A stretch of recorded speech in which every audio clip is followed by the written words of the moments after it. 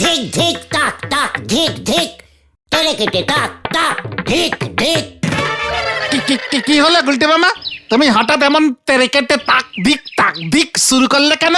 কোনো গান স্টার্ট দিচ্ছ নাকি? না রে অবোঝা অবোধা ক্যালটাবুলাসের দল, ধিক্কার জানাচ্ছে ধিক ধিক ধিক করে। কাকে? কাকে? নিজেকে। কেসটা আসলে কি একটু ঝেড়ে তারিখ করবে গুলটে মামা? নিজের ওপর খুব রাগ হচ্ছে রে। দেখে তো বোঝা যাচ্ছে না।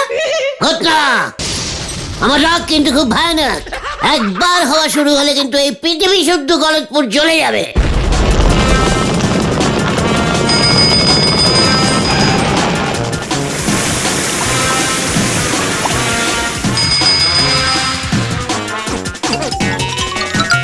এই আচ্ছা ঠিক আছে গুলটে মামা, তুমি কি বলতে চাইছো আগে বলো তো। দেখ, আমি তো তোদের লিডার। একদম নো সন্দেহ। লিডার মানে কি? মানে লিডার মানে হলো হেড। হ্যাঁ, স্কুলে যেমন হেড স্যার নতুবাবু লিডার। হ্যাঁ, আর হেড মানে হইল গুরু। জয় গুরু। আমি হইলাম তোদের ইঞ্জিরি মতে লিডার আর বাংলা মতে গুরু। হ্যাঁ, তাতে নিজেকে ধিক্কার জানানোর কি হলো? জানাবো না, জানাবো না, 100 বার জানাবো, 1000 বার জানাবো। এত বড় একজন গুরু হয়ে আমি তোদের এতদিন আমার কোনো বাণী বলিনি।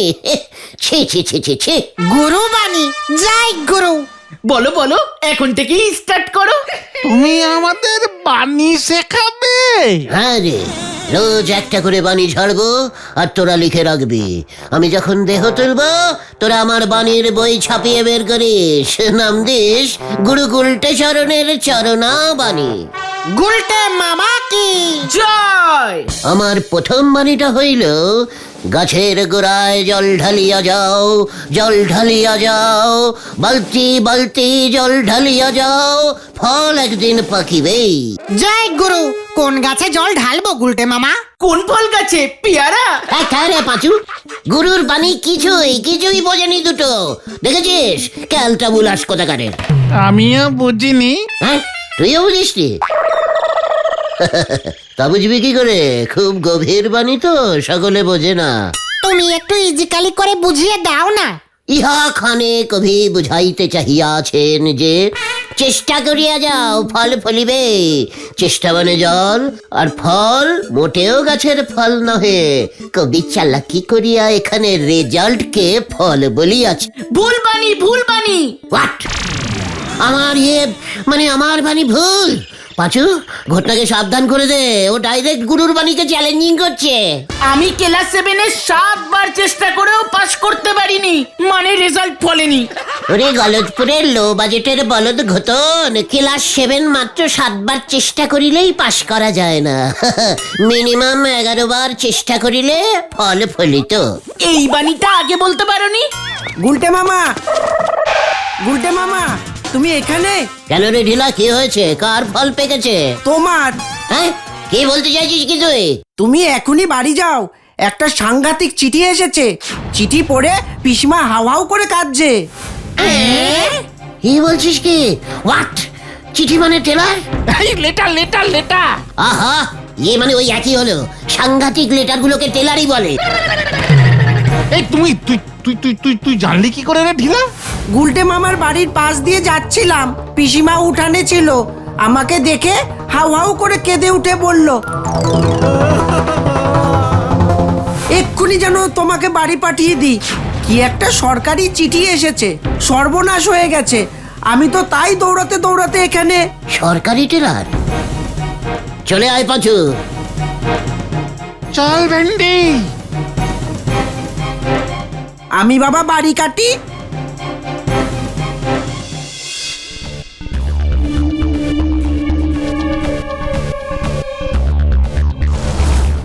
এই চিঠিতে লেখা আছে, সরকার থেকে জমিদার গগনচরণের প্রাসাদটা নিলামে তুলবে। কোথায় তুলবে? নিলামে। অত বড় প্রাসাদটাকে তুলবে কেমন করে? ট্রাক্টর আনবে নাকি?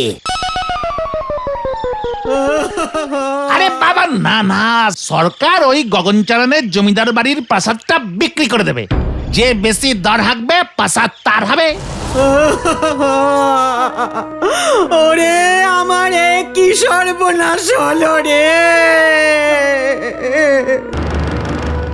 তোদের পিসে মশাইয়ের শেষ স্মৃতিটাও চলে গেল রে। কি আর করবে বলো পিসিমা? তাছাড়া ওটা তো ভাঙাচোরা প্রাসাদ, রেখে আর কি লাভ বলো পিসিমা? ওই বাড়িতেই তো আমি বিয়ের পরে এসে উঠেছিলাম রে।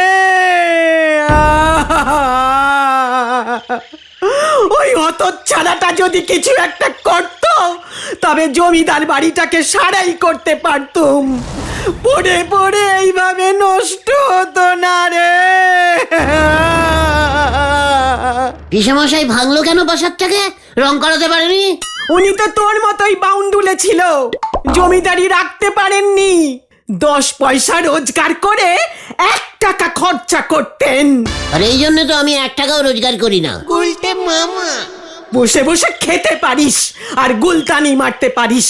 এই ঠিক আছে ঠিক আছে, এখন আর দুঃখ করে কি হবে বলো? ওই জমিদার বাড়ি ছেড়ে তো তোমরা সেই কবেই চলে এসেছো। আমি ছাড়বো না, আমি নেহি ছাড়ুঙ্গা। কি ছাড়বে না তুমি গুলটে মামা? ওই প্রাসাদ আমার পিসে মশাইয়ের, আমি দর হাঁকবো। আরে কবে দর হাঁকা হবে? চিঠিতে তো লিখেছে আগামীকাল সকালে নিলাম বসবে। চল আমরাও যাব। জয় গুরু। যা, শেষ দেখাটা দেখে আয়। সব চলে গেল আমার।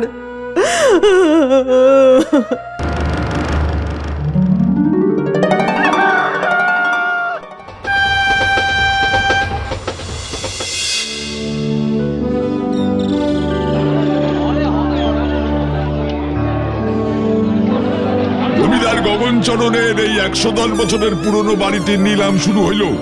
সরকার থেকে এর দাম ধার্য হইয়াছে সর্বনিম্ন 7 লক্ষ টাকা। 10 লক্ষ টাকা, 12 লক্ষ। আমি হাঁকি, বল। হাকো হাকো, দেরি করো না। ইয়ে মানে 17 লক্ষ। 15 লক্ষ 5, 18 লক্ষ। 18 লক্ষ 70 নয়া। এই নয়া নয়া বলো না গুলতে মামা। 18 লক্ষ 70, 20 লক্ষ। ওরে গুরু, দাঁড়া, 25 লক্ষ। এসব কি করছে গুলতে মামা? চুপ কর। 25, 26, 27, 28, 29, 30, ইয়ে তারপর 32, 35, 38, 40 লক্ষ। থামবো না, হেঁকেই যাবো। আরে পাগল আদমি হ্যাঁ। 40 লক্ষ 1। চুপ করো গুলতে মামা। না, চুপ করবো না। আমার পিসে মশাইয়ের বাড়ি, 50 লক্ষ 2 টাকা। দেখ কেমন লাগে। 50 লক্ষ 2, 50 লক্ষ 2। বেবকুফ আদমি। হাসে আয়া। আরে ডাকাতির পয়সা মনে হয়। 50 লক্ষ 2 ফাইনাল। গুলটে মামা নিলাম জিতে গেছে।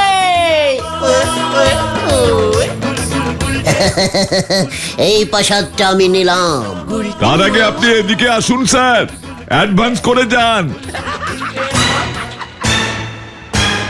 প্রাসাদ কি এক্ষুনি দিয়ে দেবে বললো? আচ্ছা ঠিক আছে নিচ্ছি। উল্টে মামা টাকা চাইছে, অ্যাডভান্স করতে হবে। ইয়ে মানে টাকা কেন? টাকা মানে আমি তো দর হাঁকলাম, টাকা কিসের? আমি তো প্রাসাদ নিয়ে নিয়েছি। আরে 50 লক্ষ টাকা এখন পাবে কোথায়? এত দর হাঁকতে কে বলেছিল? টাকা দিয়েই তোমাকে নিতে হবে। স্যার সময় নেই হাতে, অ্যাডভান্স করে সই করে যান, বাকিটা সদর অফিসে গিয়ে জমা দেবেন। ইয়ে মানে স্যার, মানে দাদা, কত লাগবে অ্যাডভান্সিং এ? আপনার দাম তো 50 লক্ষ 2,000 টাকা। না তো, আমি তো বললাম 50 লক্ষ 2 টাকা। মানে ঠিক আছে, এখন তো বুকিং মানি লাগবে। চেকিং মানি দিলে হবে না? সেটা আবার কি? মানে বলছি চেক মানে চেক দিলে হবে না? চেক? ও ঠিক আছে তাই দিন, তবে আজকের ডেটে চেক দিতে হবে। এবার চেক কোথায় পাবে গুলটে মামা? মানে ও চেক দিলেও হবে? এ বাবা যা, আবার কি হলো? এই পেনটা আনতেই তো ভুলে গেছি। ওফ, কার পাল্লায় পড়লুম রে বাবা। ঠিক আছে, এই নিন, আমার পেনটা দিচ্ছি। এ বাবা, অন্যের পেন দিয়ে সই করলে আমার সইটা জাল হয়ে যাবে না? আমাকে এত বড় বোকা ভেবেছেন আপনি? আপনি ক্যাশই দিন। টোটাল 50,02 টাকা হলো না? হ্যাঁ, পাঁচু, খুচরো 2 টাকা অ্যাডভান্সিং কর, বাকিটা কালকে দিচ্ছি। এই যে দাদা শুনুন, আমি চলে যাচ্ছি। কালকের মধ্যে সদর অফিসে এসে পুরো টাকাটা না দিলে নিলাম ক্যান্সেল। গুলটে মামা গো, অনেক হেঁকেছ, এবার বাড়ি চলো। এটা নিলাম কোথায় হলো? এটা তো দিলাম হয়ে গেল। সরকারের কাছে কমপ্লেনিং করব আমি। মানে? তোরা তো বললি যে বেশি দর হাঁকবে সেই প্রাসাদটা পাবে। টাকা তো দিতে হবে। টাকা দিলে তো ওটা দিলাম হয়ে গেল। দর হেঁকে আমি যে বললাম প্রাসাদ নিলাম, সেটা বুঝি কিছু না। ঠিক আছে ঠিক আছে, এখন বাড়ি চলো তো, বাড়ি চলো, ট্রেন পাবো না আবার। ঠিক আছে ঠিক আছে, চল। এটা কেমন দিলাম টাইপের নিলাম হলো। এখন পিসেমশাইয়ের প্রাসাদটা নেবার পর ওরা আবার টাকা দিতে বলছে। পিসেমশাইয়ের ঝুলানো স্বভাবটা আর গেল না দেখছি, আমাকে এখনো ঝুলিয়ে দিয়ে চলে গেল।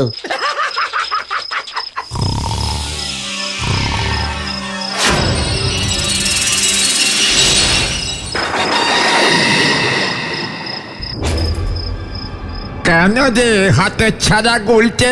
কে কে কে? শুনে শুনে আমার ছেড়াদ্দ করছিস। পিসেমশাই তুমি? আমি তোকে ঝুলিয়েছি নাকি তুই আমাকে ঝুলিয়েছিস? আমি আবার তোমাকে কখন ঝোলালাম? যাও আমার ওই বাড়িটা ভালো দামে বিক্রি হতো, সেটাও ভেস্তে দিলি। ওরে গুরু, বিক্রি হলে তোমার কি লাভ হতো শুনি? যে কিন্তু তার কাছ থেকে আমি কমিশন চাইতাম। এবার তো সেটাও চাইতে পারবো না। আমার বাড়ি, আমার তো একটা দাবি আছে নাকি? বাড়িটা যদি তুমি ডাকতে পারতে না, তবে তো ওটা নিলামে উঠতো না। অত বড় বাড়ির মেনটেনিং খরচ কত জানিস? কোথায় ভাবলুম পাওনাদারদের জ্বালায় বাড়িটা ছাড়তে হয়েছিল। এখন যদি বাড়িটা আবার রিপেয়ারিং হয়, তবে কোনো একটা ঘর দখল করব। তুই আমার সব প্ল্যান ভেস্তে দিলি। টাকা দেবার মুরত নেই তো দর হাঁকতে গিয়েছিলিস কেন? আমি কি জানতাম নাকি দর হাঁকলে টাকা দিতে হয়? আমিও কিন্তু জানি না। এবার ওই 50 লক্ষ টাকা তোকে দিতে হবে, নয়তো আমি তোর ঘান মটকাবো। ওরে বাবা রে, এসব তুমি কি বলছো দাদু? হট ছাড়া, আমি তোর পিছে মশাই রে, দাদু হলুম কবে থেকে। 2 দিন সময় দিয়ে গেলুম, নয়তো ঘাড় মোটকে তোকে আমি শাওডা গাছে ঝোলাবো, কথাটা মনে থাকে জানো? না না না, আমি ঝুলবো না, আমি ঝুলবো না, আমি ঝুলবো না, আমি ঝুলবো না। গুলটে? আমি ঝুলবো না, বলি, আমি ঝুলবো না, এই আমি গুলটে? ঝুলবো না। না না না, আমি ঝুলবো না। আরে ওই হতচ্ছাড়া, ওঠ ওঠ বলছি। কি পিসিমা? বেলা 10টা পর্যন্ত শুয়ে শুয়ে ঝুলছে, পারি না বাপু আর। পিসিমা গো, পিসে মশাই এসেছিল। কি বলছো কি তুমি গুলটে মামা? কি বলছি রে ভাইটু? 50 লক্ষ টাকা জমা না দিতে পারলে এখন যে পিসে মশাই শ্যাওড়া গাছে আমাকে ঝোলাবে বলেছে। কিন্তু এত টাকা তুমি এখন কোথায় পাবে গুলটে মামা? চেষ্টা করো, ঠিক পাবে। আমাদের তো খুব পানি ঝেড়েছিলে।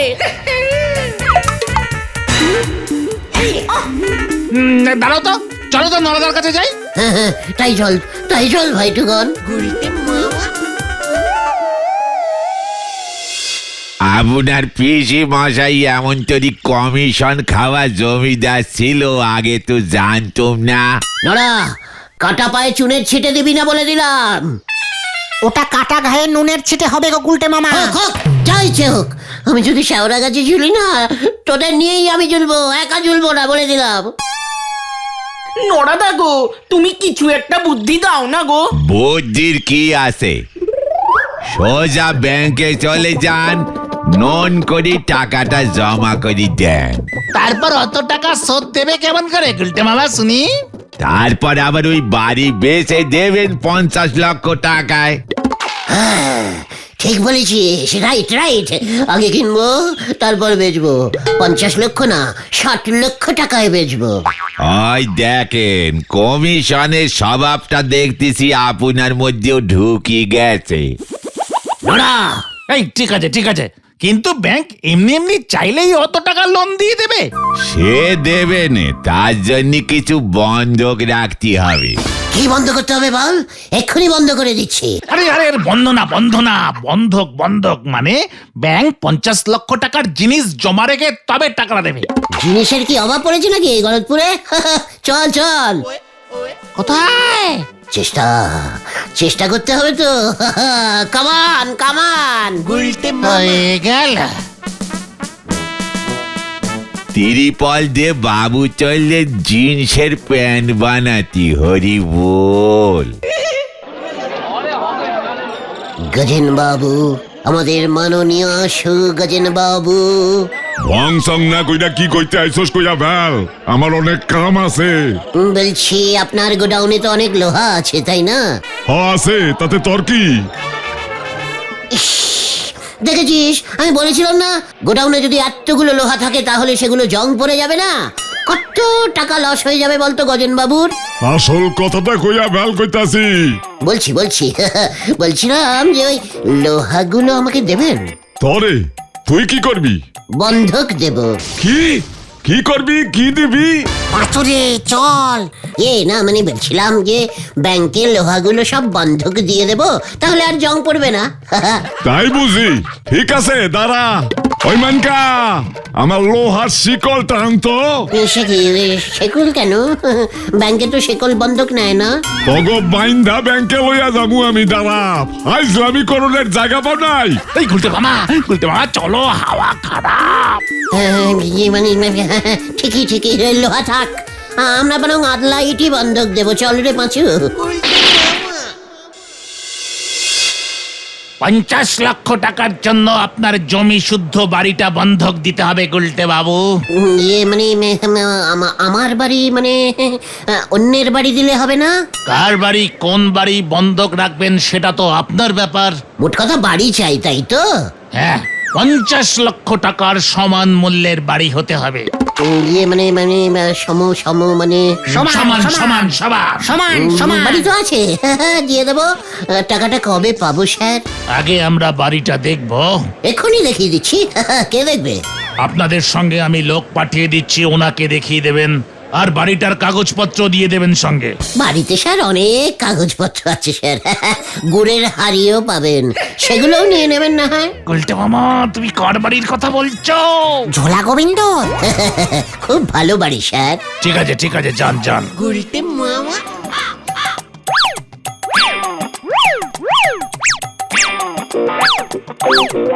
গুলটে মামা। এই যে স্যার, বলেছিলাম না বাড়িটা ভালো। বাড়ির মালিক কে? স্যার, ঝোলা গোবিন্দ, মানে শ্রী গোবিন্দ গুছাইত।